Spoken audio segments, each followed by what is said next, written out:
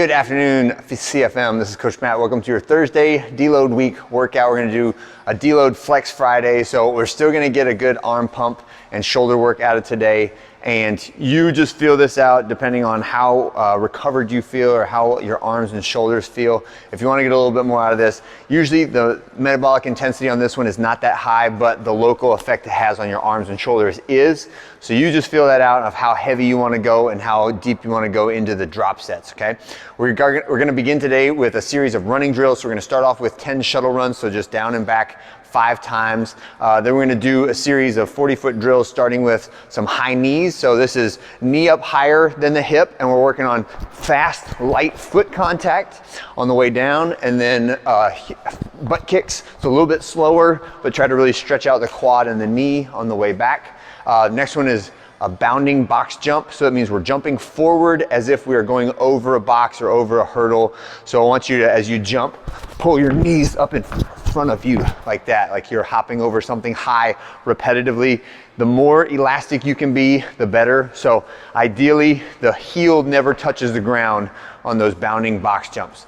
Next one is same thing, but just with 1 foot at a time. So again, we're just pretending there's nothing out there on the floor that we're actually jumping over, but I'd like to see you jump over something with 1 foot for 5 reps and then the other foot for 5 reps. So it's jump, jump, jump, jump, jump, switch, jump, jump, jump, and use that opposite leg to cycle that reverse bicycle pedal motion in the air to help keep with your balance, okay?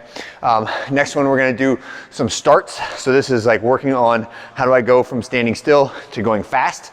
The first one is called a bouncing start, and the bouncing start, I'm facing sideways so you can see me. I'm going to start just with little pogo hops and then lean forward from my ankles, and gravity will slowly start pulling me forward. And as it pulls me to faster than I can keep up with bouncing, then I break into a light jog, right? And the goal there is that I'm learning about where my body lean angle should be in order to stay on the balls of my feet while I'm running and not heel strike. The next one is a burpee start. So there's 2 bouncing starts on the way down. So like bouncing start, halfway, stop. Bouncing start, halfway, and then you're done. The next one is a burpee start. So we're just starting in the bottom of the burpee position, and it'll be ready, set, go. Pop up to both feet, drive forward, take like 5 or 6 fast strides, and then ease off. The next one we're gonna do are some partner resisted running drills. So we'll have a band for that, and one partner will be pretending to be doing the job of the pull-up rig here, but you'll have your body in the band, and the goal is that we're just running with a slight lean angle using the resistance of our partner. The partner walks with us the whole time and just gives you a little resistance from that toe to help you be more comfortable leaning slightly forward and using, again, only the balls of the feet to strike the ground. After the running drills, then let's get our bench, our dumbbells, our plates, everything set up for the workout. And if you need an abdominal thing like an ab mat or a red mat or something like that, get that out too. Okay, so the deload flex Friday is, again, it's 3 to 5 rounds at your discretion for the total volume and the loading that you use. So you can make this really challenging, or you can kind of take it easy. It's up to you, right? But we're gonna start with a seated press. So it's gonna be 8 reps, somewhere in the 50 to 60% of your 1 rep max. And this is the one piece of the whole workout that I would like to be relatively closely targeted to what I have written down, all right? So this is our percentage work for our overhead pressing for today. And then we're following it up with a bunch of variable pressing arms and shoulders, right? So seated press, I've got everything set up like I'm doing bench press, because I will be doing bench press in a second.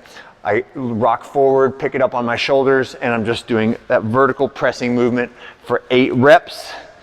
Put it in the rack, swivel around, lay down, immediately into a narrow grip bench press. So this is like my hands approximately a foot apart, so that my wrist touches my rib cage on the way down. I'm gonna get 12 reps, narrow grip bench press, drop it in the rack, hands out wide now, almost out to the ends of the bar. And now I'm doing as many reps as I can do. Wide grip bench press. When I hit failure, partner spots it and takes it off me, put it in the rack. And that's my whole pressing set. All right, next we're gonna go into a 30 to 60 second rest, and then we're gonna go into our plate raise and shoulder and arm drop sets. So I'd like to see a row, an assortment of dumbbells and assortment of plates out here. And both of these are 30 rep sets. So wherever you get to, when you hit failure, you set the plate down and then you immediately go to your next one until you get to a total of 30 reps. And the plate raise is exactly what it sounds like. So I just have the plate, grabbing it at the 9 and 3 position, and I'm just raising it up in front of me up to about 45 degrees over my head. You do not need to go all the way up over your head, but I would like to see you get above parallel with that plate, okay? So after you get, say like hit 12 reps, I'm like, I can't get 13, set that plate down, immediately go to the next lighter one. And again, just keep repping, keep repping, keep repping. You should be very fatigued in the shoulders and the traps when you finish with that. And then you take a couple deep breaths, and we're doing the same concept with dumbbell hammer curls, trying to get to 30 reps. So start at something that's relatively aggressive, like those 35, 40, 45 pound dumbbells. Maybe you can only get like 11 or 12 reps on the first set. Set them down, move to the next one. Keep repping, right? Try to have as little break as possible in between those sets so that you build up a ton of fatigue in the arms. And when you're done at 30 reps, your arms should feel like jelly.